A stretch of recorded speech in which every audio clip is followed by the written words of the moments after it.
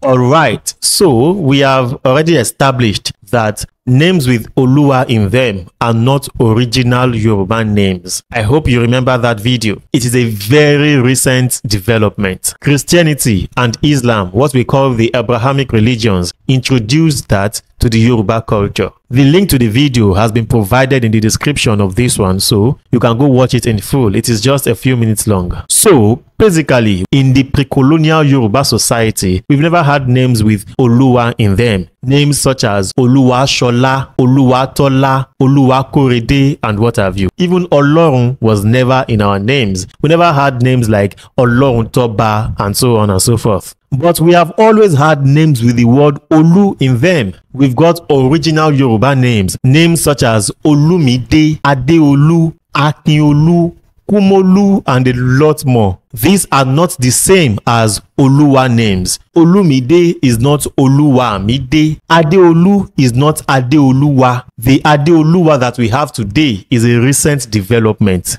Kumolu is not Kumoluwa, just as Akinlolu is not Akinoluwa. Very, very different names entirely. So let us study them. What are their histories and meanings? First, let us try to understand the word Olu. That word is one of the most important words in the Yoruba language. Kini itumo Olu gẹ́gẹ́ bí ọ̀rọ̀? Olu simply means that which is prominent, that which comes first, that which is superior. If I call a child Oluomo, I am saying that this one is the most prominent amongst other children. Olu means primus inter pares, like Optimus Prime, the first amongst equals. Téèyàn bá jáwé olúborí, já ewé olúborí. It means to emerge as winner, to gain the first position, like we have in Jagunmolu, Jaogun mu Olu, meaning to emerge as the conqueror in a fight, to fight to the point where you gain superiority. So Olu basically means to be the first, the most important part of anything. And it is in that sense that the word is used also for kings. The king of a place is the number one citizen, the first and superior one, next only to the Orisha. That is also why we say Tayelolu ejire, Taye ni Olu ninu ejire, meaning Taye is the first of the twins, the first to emerge, even though there is a twist to that one. Taye ni Olu ejire, but the one that comes later is called Akeyinde. He who comes later yet takes the senior position. The Tayes will be fuming with anger by now, but go and beat our ancestors. But moving forward, when we extend that meaning of the word Olu, it can also be used to mean the owner of a thing, the controller of something. When we say Tani Oluwa kiniyi, we are asking for the owner of that thing. Now, if you own something, it means that that thing submits to you. It means that you preside over the affairs of that thing in entirety. It is in that sense that Oluwa is also used for Lord. And because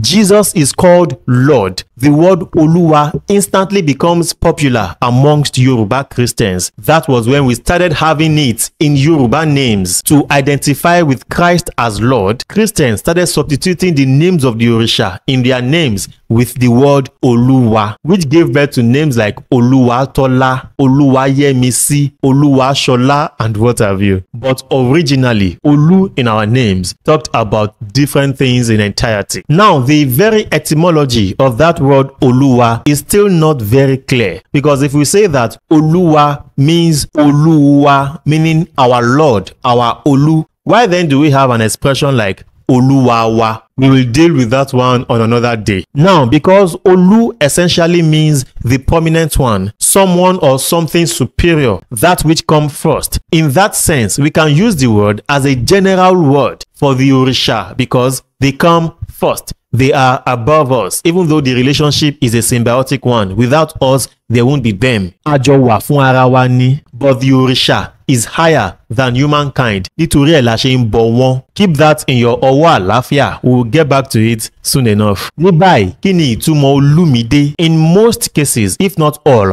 that name is given to first sons. Male children in those days, you see, were given more attention by their fathers because we ran an agbole system. And your agbole is as strong as the number of male children that you have. Your daughters, when they are ripe, when they are of age, will marry into another man's agbole. It is your male children that will stand, that will remain, and build your agbole into a legacy. So while fathers loved their daughters, they paid more attention to their sons. The agbole system is very interesting. We will be talking about that also very soon. But an Olori Ebi's first son is always considered very important. When a man births his first son, he can give that son a name such as Olumide, Olumitide, meaning my heir has arrived. The very first of my children is here, my Daudu, my Arole, the one that shall take my place when I'm no longer here. The first, the president of my children, Are Awon mi, Aremo, he is here. The leader of the rest of my children, that is an Olumide. The name has a very similar meaning with Akinlolu. Akin is very related to the word Ako. It means something hard. So we use it to mean boldness and valor. Whenever you see the word Akin in any Yoruba name, just know that it belongs to a male child. So Akin is used for the males. Akinlolu therefore means that the male child is principal. Again, because we ran an agbole system, and the strength of an agbole is the number of the male children in that agbole. Akinlolu, a male child, is the prominent one. That is why we say tí kò bá nídìí, obìnrin kì í jẹ́ Kumolu, because the word Olu is reserved for male children. So when you find a woman bearing a name with Olu in it, just know that something has happened to the actual Olu. Ikú ti mú Olu. Death has taken the prominent one. This woman now takes the place of Olu only as a result of the death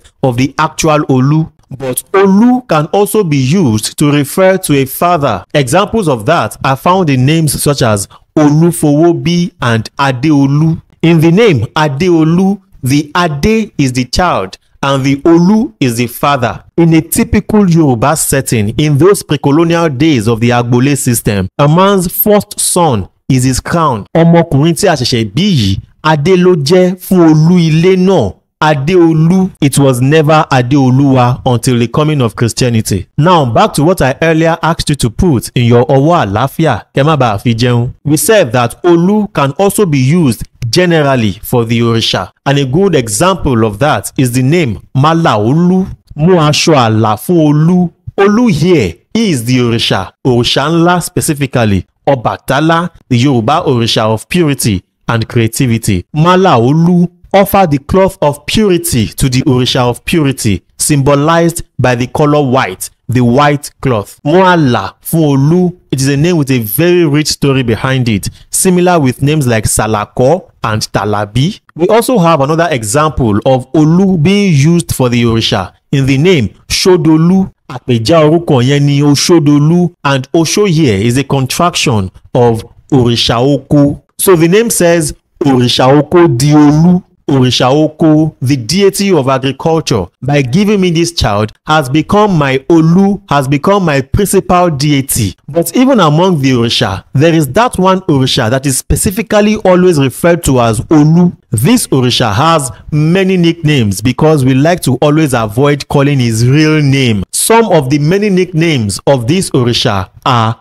Obaluaye, Babaluaye, or even Omolu, or simply Baba, Babagba, Shagbarigi, Olode, and what have you. This Orisha is Shokmono. I have done several videos on this Orisha. In fact, together with Dr. Tunde Adegbola, we did a series on this Orisha. The links to those videos have been provided in the description of this one, so do well to watch them and learn so many mind-blowing facts. So when you hear names like Olubumi, Olufunto, Olushola, Olutola, and what have you, what we are talking about is Shokmono, not Allah or Jesus, not even Olodumare. In an earlier video, I have already explained how that the Yoruba don't include the names of Olodumare in the names of mere mortals. Even names such as Baba Funke, Babatola, Obasanjo, Obafemi are all originally about Shokmono, because this Orisha, òun là ń pè ní Baba Àgbà,